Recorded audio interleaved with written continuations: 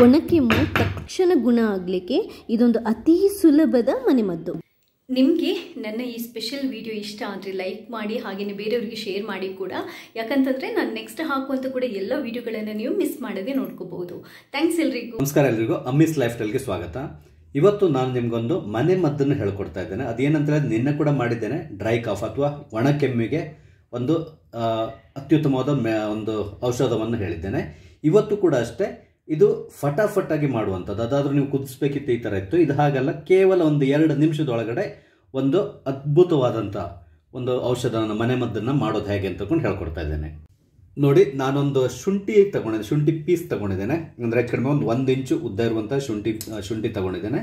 ಇದರದ್ದು ಸಿಪ್ಪೆನ ಮೊದಲಿಗೆ ನಾವು ತೆಗೆದು ಬಿಡೋಣ.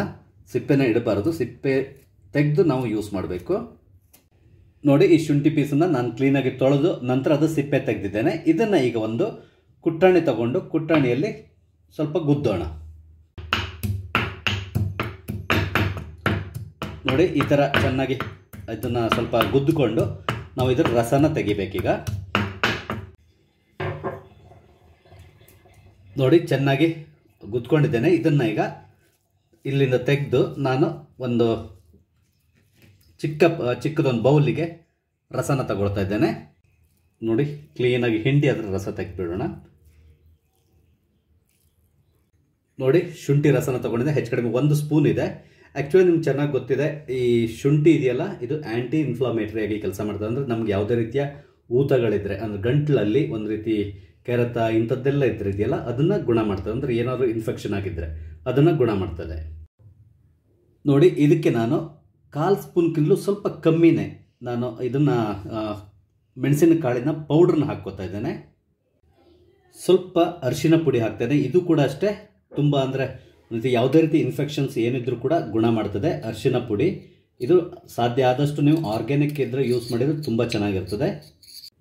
ನೋಡಿ, ಇದಕ್ಕೆ ಒಂದು 1/2 ಸ್ಪೂನಷ್ಟು ಜೇನುತುಪ್ಪ ಹಾಕ್ತಾಯಿದ್ದೇನೆ, ಅಥವಾ ಜೇನುತುಪ್ಪ ಅಂದರೆ ಹನಿ ಹಾಕ್ತಾಯಿದ್ದೇನೆ. ಇದನ್ನು ಈಗ ಸ್ವಲ್ಪ ಕ್ಲೀನಾಗಿ ಮಿಕ್ಸ್ ಮಾಡ್ಕೊಳ್ಳೋಣ. ಹನಿ ಕೂಡ ಅಷ್ಟೇ, ನಿಮಗೆ ತುಂಬ ಅಂದರೆ ಆ್ಯಕ್ಚುಲಿ ಇಮ್ಯುನಿಟಿ ಬೂಸ್ಟರು ಹೌದು, ಹಾಗೆ ಆ್ಯಂಟಿ ಇನ್ಫ್ಲಮೇಟರಿ ಹೌದು. ಅದೇ ರೀತಿಯಲ್ಲಿ ನಿಮಗೆ ಒಂದು ರೀತಿ ಗಂಟ್ಲಿಗಿದೆಯಲ್ಲ, ತುಂಬ ಒಂದು ರೀತಿ ಯಾವುದೇ ರೀತಿಯ ಪ್ರಾಬ್ಲಮ್ಸ್ ಇದ್ದರೂ ಕೂಡ ಆ ಗಂಟ್ಲಲ್ಲಿ ಅದನ್ನು ಸಾರ್ಟ್ ಔಟ್ ಮಾಡ್ತದೆ. ನೋಡಿ, ಒಣ ಕೆಮ್ಮು ಅಥವಾ ಡ್ರೈ ಕಾಫ್ಗೆ ಮನೆ ಮದ್ದು ರೆಡಿಯಾಗಿದೆ. ಕೇವಲ ನಾನು 3 ಅಥವಾ 4 ಐಟಮ್ಸ್ನ ಉಪಯೋಗಿಸ್ಕೊಂಡು ಮಾಡಿರುವಂಥದ್ದು ಇಂಗ್ರೀಡಿಯೆಂಟ್ಸ್. ಬೇರೆ ಯಾವುದೇ ರೀತಿಯ ಅಂದರೆ ಇಷ್ಟೇ ಸಾಕು, 3 ಅಥವಾ 4 ಐಟಮ್ಸ್ ಸಾಕಾಗ್ತದೆ. ಒಂದು ವೇಳೆ ನಿಮ್ಮ ಹತ್ರ ಒಂದು ಮೆಣಸಿನ ಕಾಳಿನ ಪೌಡ್ರ್ ಇಲ್ಲ ಅಂತ ಹೇಳಿದ್ರು ಕೂಡ ಅದನ್ನು ಕೂಡ ಸ್ಕಿಪ್ ಮಾಡೋದು. ಇದು 3 ಕೂಡ ಸಾಕಾಗ್ತದೆ. ಇದನ್ನು ನಾವು ದೊಡ್ಡವರಾದರೆ ಹೆಚ್ಚು ಕಡಿಮೆ 1 ಸ್ಪೂನನ್ನು ಒಂದು ಸರಿ ಕುಡಿಬೋದು.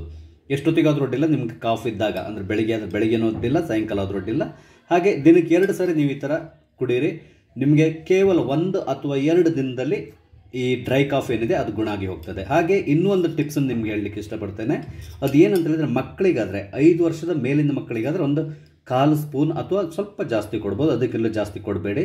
ನಂತರ ಇನ್ನೊಂದು ಏನಂತ ಹೇಳಿದರೆ, ಮಕ್ಕಳಿಗೆ ಒಂದು ವೇಳೆ ಕಫ ಈ ಥರ ಏನೋ ಇದ್ದರೆ, ಇವನ್ ದೊಡ್ಡವರಿಗಾದರೂ ಅಷ್ಟೇ, ಅಂದರೆ ಡ್ರೈ ಕಾಫ್ ಇದ್ದರೆ ನೀವು ನೈಟ್ ಮಲ್ಕೊಳ್ಳುವಾಗ ಈ ಥರ ಕಷಾಯ ಮಾಡಲಿಕ್ಕೆ ಆಗಿಲ್ಲ ಅಂತ ಹೇಳಿದರೆ 1 ಸ್ಪೂನು ಜೇನನ್ನು ಜಸ್ಟ್ ತಿಂದು ಮಲ್ಕೊಳ್ಳಿ ಸಾಕು. ಆವಾಗ ಕೂಡ ನಿಮ್ಗೆ ಡ್ರೈ ಕಾಫ್ ಸ್ಟಾಪ್ ಆಗಿ ಹೋಗುತ್ತೆ. ನಿಮಗೆ ನನ್ನ ಈ ವಿಡಿಯೋ ಇಷ್ಟ ಆಗಿದ್ದಲ್ಲಿ ದಯವಿಟ್ಟು ಲೈಕ್ ಮಾಡಿ, ಶೇರ್ ಮಾಡಿ. ಹಾಗೆ ಇಲ್ಲಿವರೆಗೆ ನೀವು ನನ್ನ ಚಾನಲ್ ಸಬ್ಸ್ಕ್ರೈಬ್ ಆಗಿಲ್ಲ ಅಂದರೆ ದಯವಿಟ್ಟು ಸಬ್ಸ್ಕ್ರೈಬ್ ಆಗಿ ನಾವು ಹಾಕುವಂಥ ಎಲ್ಲ ವಿಡಿಯೋಗಳನ್ನು ನೋಡಿ ನಮ್ಗೆ ಸಪೋರ್ಟ್ ಮಾಡಿ. Thank you.